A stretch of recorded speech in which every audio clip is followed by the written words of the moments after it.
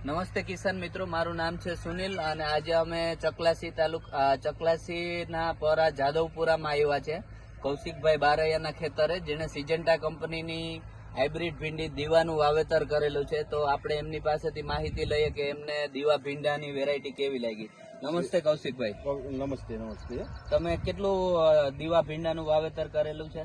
મેં 2 વીઘા કર્યું. 2 વીઘાનું વાવેતર કરેલું. તો આ ભીંડાની જાત તમને કેવી લાગે છે? સરસ છે જાત અને ઉતારો સારો છે.